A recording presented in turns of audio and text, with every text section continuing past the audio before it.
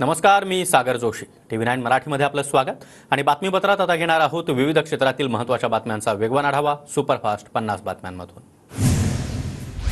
यवतमाळच्या पुसदमध्ये काही घरांमध्ये पुराचं पाणी शिरलं. आमदार इंद्रनील नाईक यांच्या मदतीने घरात अडकलेल्या तिघांना बाहेर काढण्यात यश. यवतमाळच्या पुसद शहरातील वाहतूक पुन्हा एकदा सुरू. पूस नदीला आलेल्या पुरामुळे 5 तास शहरातील वाहतूक बंद होती. पूर ओसरल्यानंतर एका बाजूने वाहतूक सुरू. यवतमाळच्या पुसद तालुक्यातील वासवी 2 नगर परिसरामध्ये मुसळधार पावसाची हजेरी. वसाहतीतील रस्त्याला नदीचं स्वरूप. वाशीमध्ये मुसळधार पावसामुळे अनेक नद्या नाल्यांना देखील मोठा पूर. मनोरा ते कारंजा रस्त्यावरील दापुरा गावाजवळ नाल्याला पूर आल्यानं वाहतूक बंद.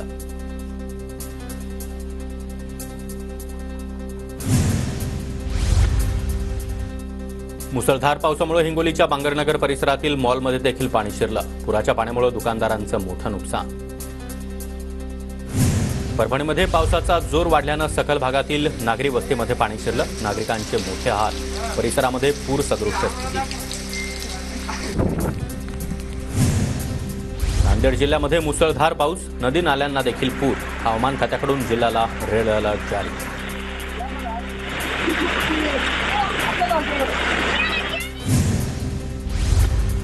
बीडमधील परळीमध्ये गेल्या 24 तासांपासून पावसाची संततधार. नागापूर धरण ओव्हरफ्लो. नदीकाठच्या गावांना सतर्कतेचा इशारा. हिंगोलीमध्ये मुसळधार पावसाची हजेरी. शहरामध्ये सर्वत्र पाणीच पाणी. शहरातील रेल्वे उड्डाण परिसरात देखील केमिस्ट भवनात पाणी शिरलं. हिंगोली जिल्ह्यामध्ये मुसळधार पावसाची हजेरी. आज हवामान खात्याकडून येलो अलर्ट जारी. परभणीत देखील मुसळधार पावसाची हजेरी. सखल भागामध्ये पाणी साचण्यास सुरुवात. कालपासून शहरामध्ये 65 ते 70 मिलीमीटर पावसाची नोंद. परभणी पूर्णा रस्त्यासाठीचा पर्यायी मार्ग पाण्याखाली. माटेगाव पुलाचं काम सुरू असल्यानं पर्यायी रस्ता तयार करण्यात आला होता. वाहतूक पूर्णपणे ठप्प. जळगावच्या मुक्ताईनगरमध्ये विजांच्या कडकडाटासह मुसळधार पावसाची हजेरी. शेतकऱ्यांना मोठा दिलासा. पावसामुळे वातावरणामध्ये गारवाही तयार. नांदेडमध्ये गेल्या अनेक दिवसांपासून विश्रांती घेतलेल्या पावसाची जोरदार हजेरी. पावसामुळे मुगाचं नुकसान होण्याची शक्यता. नंदुरबारच्या विसरवाडी गावातील सरपणी छोटा पुलावर पाण्याचा अंदाज न आल्यानं कार अडकली. पाण्याचा प्रवाह कमी असल्यानं 2 जण थोडक्यात बचावले. नांदेडच्या अर्धापूरमध्ये रात्रीपासून जोरदार पावसाची हजेरी. शहरातील अनेक दुकानांमध्ये देखील पाणी शिरलं. कृषी केंद्र चालकाचं मोठं नुकसान. यवतमाळ जिल्ह्यातील पुसदमध्ये मुसळधार पावसाची हजेरी. विजांच्या कडकडाटासह जोरदार पाऊस झाल्यानं पाणीसाठाही वाढणार.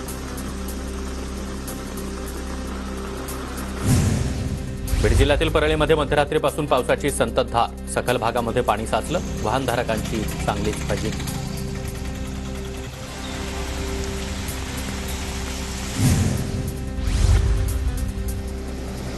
नांदेड जिल्ह्यातील पैनगंगा नदीला मोठा पूर. किनवट तालुक्यातील सहस्त्रकुंड धबधबा ओसंडून वाहू लागला. पर्यटकांनी खबरदारी घेण्याचं प्रशासनाचं आवाहन.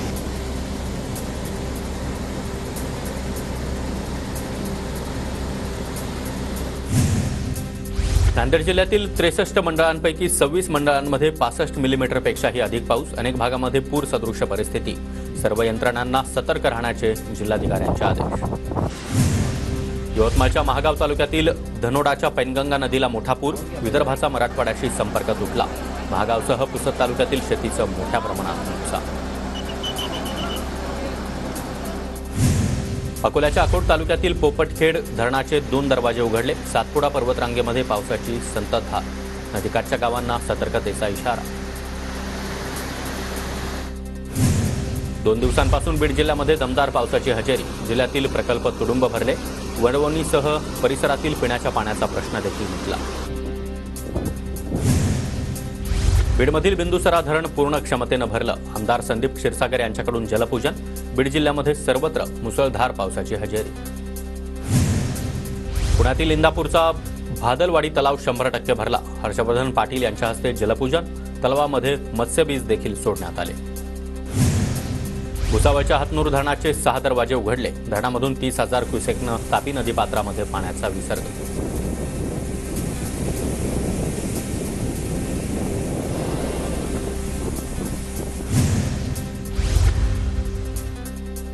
कोयना धरणाच्या दरवाजातून होणारा पाण्याचा विसर्ग पूर्णपणे बंद. फक्त धरणाच्या पायथा वीजगृहातून 2100 क्युसेक पाण्याचा विसर्ग सुरू.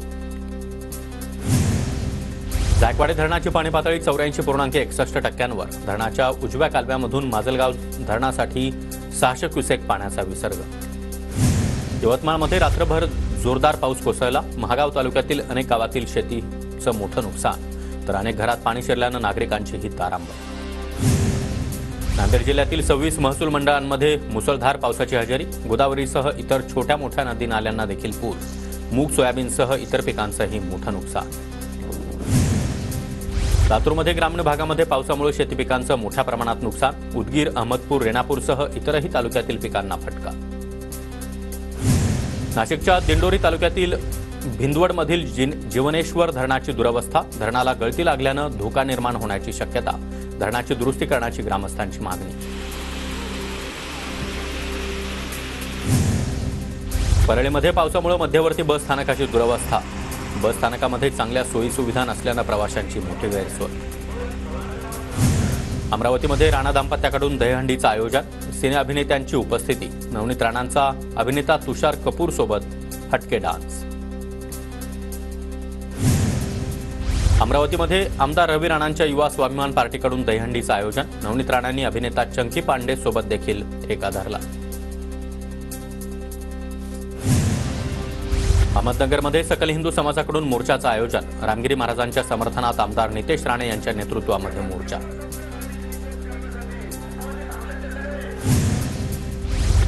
नाशिकच्या येवल्यामध्ये हिंदू हुंकार मोर्चा. रामगिरी महाराजांच्या समर्थनात सकल हिंदू समाजाकडून मोर्चाचं आयोजन. मोर्चाला पोलिसांचा तगडा बंदोबस्त. पुण्याच्या राजगुरुनगरमध्ये मराठा आरक्षण आणि स्त्री सन्मानाच्या दहीहंडीचं आयोजन. कार्यक्रमासाठी मनोज जरांगे उपस्थित राहणार. छत्रपती संभाजीनगरमधील महाराष्ट्र राष्ट्रीय विधी विद्यापीठामध्ये मुलींच्या वसतिगृहाचं उद्घाटन संपन्न. उपमुख्यमंत्री देवेंद्र फडणवीसांच्या हस्ते उद्घाटन. रत्नागिरीच्या खेडमध्ये जिल्हा बँक भरतीच्या ऑनलाईन पेपर दरम्यान गोंधळ. नेटवर्क नसल्यामुळे परीक्षार्थी आक्रमक. मालवणमध्ये शिवरायांचा पुतळा कोसळल्याप्रकरणी धुळ्यामध्ये ठाकरे गटाचं आंदोलन. जोडे मारो आंदोलन करत सरकारविरोधात जोरदार घोषणाबाजी.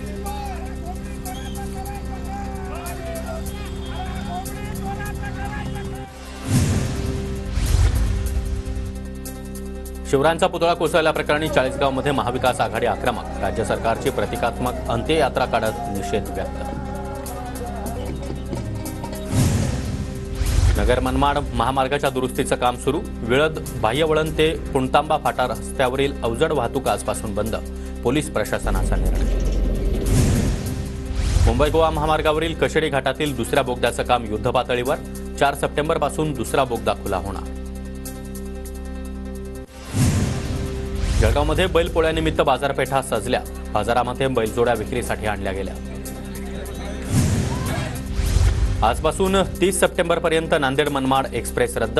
रेल्वे रुळाच्या देखभाल आणि दुरुस्तीच्या कामासाठी रोलिंग कॉरिडॉर ब्लॉक. कोल्हापूरच्या गारगोटीमध्ये डिजिटल फलक लावताना विजेचा धक्का लागून युवकाचा मृत्यू, तर घटनेमध्ये इतर 4 जण जखमी झाल्याची माहिती. नाशिकच्या सुरगाणा तालुक्यातील खोबळा दिगरच्या नदीकिनारी एकाचा बुडून मृत्यू. लग्नासाठी मुलगी पाहण्यासाठी गेला होता तरुण. लातूरच्या जळकोट तालुक्यातील घोणसीजवळ मोटरसायकलची उभ्या ट्रॅक्टरला धडक. अपघातामध्ये 2 तरुणांचा दुर्दैवी मृत्यू.